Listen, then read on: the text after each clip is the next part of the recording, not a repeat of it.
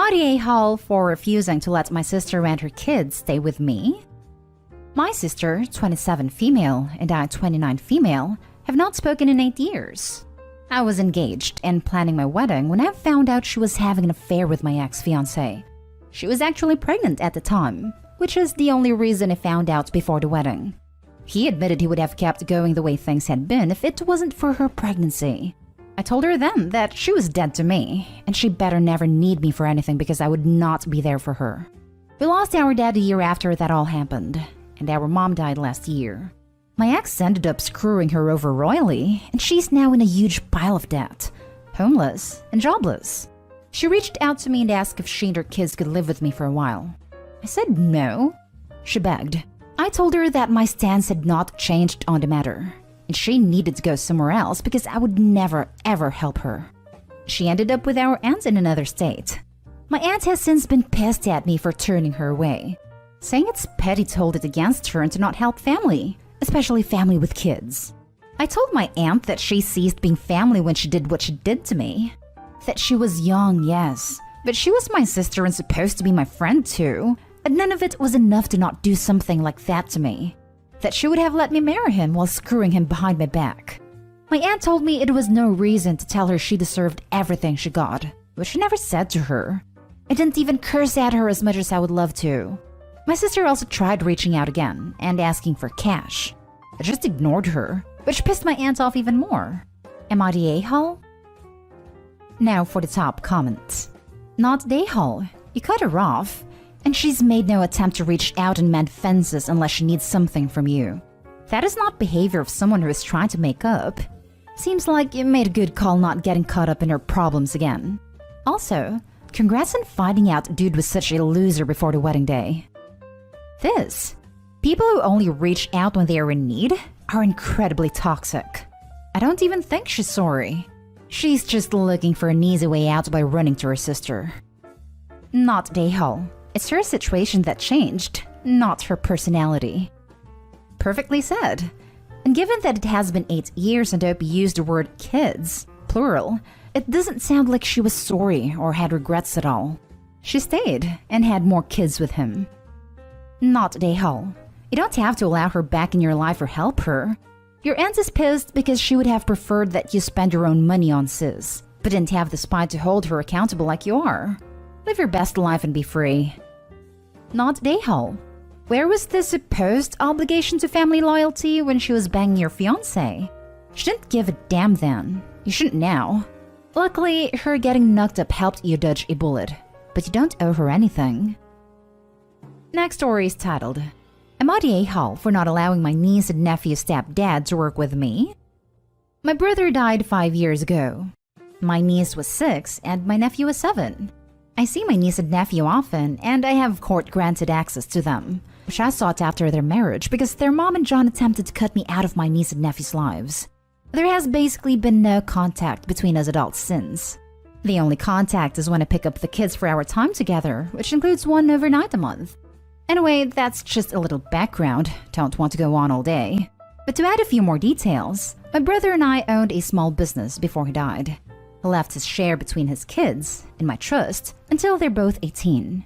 Then they can choose to keep it that way until they're older, or they can take responsibility then. The kids know about the business, they know they own half of it. So does John. John lost his job during COVID and has struggled to find another one.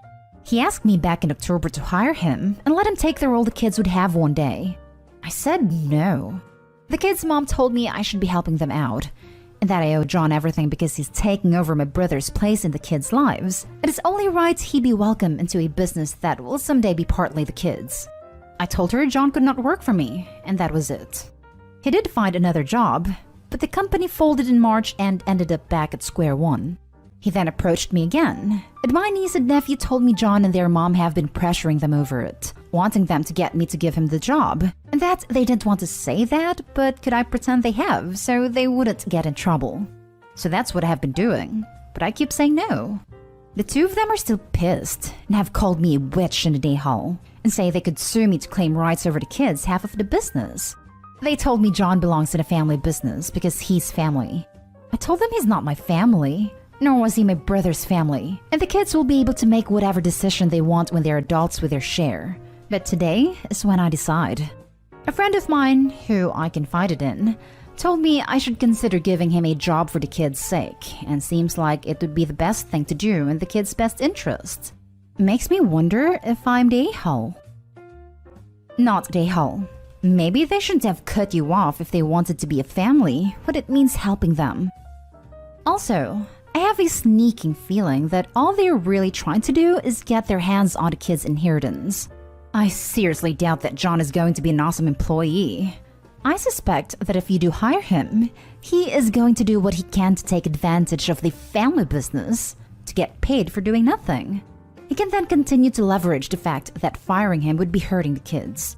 Don't let him or his wife anywhere near those kids' inheritance. The kids will thank you for safeguarding their father's legacy for them. Not the a-hole. There's no guarantee that John will remain in the family.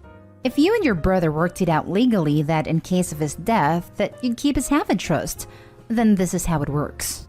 To cover your bases, however, it's time to get an attorney involved. Please go see one before it's too late. They sound like they're becoming serious, and that they want their money that's in the business. They feel entitled to it. An attorney on their side can try to make that argument. Go see yours to ensure you're safe, then strike first. Have your attorney send a strongly worded letter to cease the harassment. I second this. To keep you and the business safe, please see an attorney. Also document every time they ask you, their threats of suing you, and how they're pressuring/manipulating the children for their own agenda. Not the a-hole. Let's say you hire the guy, and he does a piss-poor job. You won't be able to fire him because family and taking food out of the kids' mouths. Stay clear of that can of worms. Now for the next story. Am I the a-hole for telling my sister to stop being perv and keep her thoughts to herself? I, 24 male, got a 4-year-old son Jackson. My girlfriend hasn't been around since he was over 2, so it's only me and him. He's super affectionate with everyone. It gives me like 1,000,000 hugs and kisses every day. Lol. Sometimes at night he comes to my room because he's scared or just misses me, and I let him sleep with me. He doesn't do it a lot, usually when he has a bad dream. But we just moved to another apartment this month, and he's still scared of sleeping alone in his new room, even with his nightlight on. Most nights he comes to my room to sleep. My sister came over on Friday so kids could have a movie night. It got late, so they slept on the couch. I put Jackson in his room, then went to bed.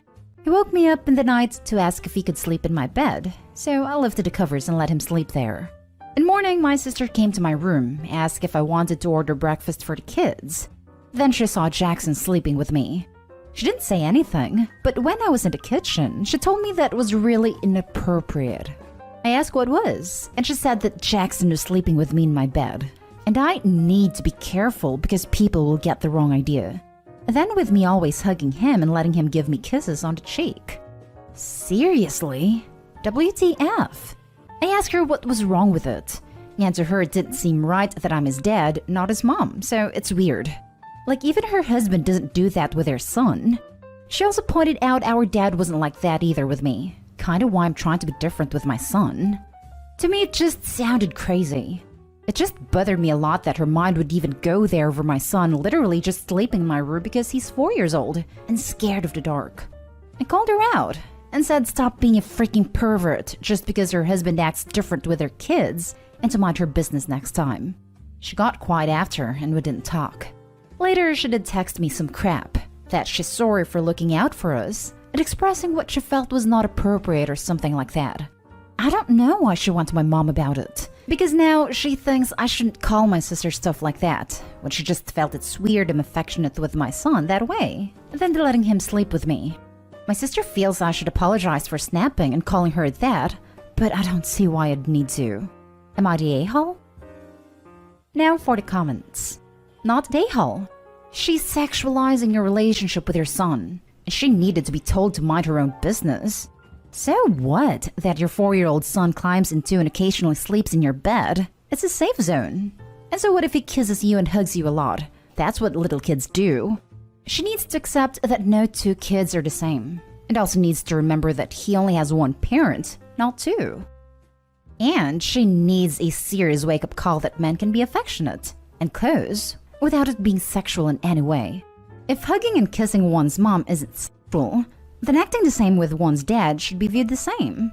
If her son hugs and kisses her, this isn't some opposite sex boundary she has. She just thinks adult males can't be trusted with children, and it's inappropriate for them to be affectionate. I wonder what happens when her kids have a bad dream and want to sleep in mom and dad's bed. Sorry, babe, you gotta sleep on the couch. Can't have you getting too close to our son. It's people like her that continues to perpetuate the idea that fathers and sons shouldn't be affectionate with one another. Disgusting for her to sexualize your family relationship. And I'm proud of you, Opie, for making better changes for your son. Not a-hole.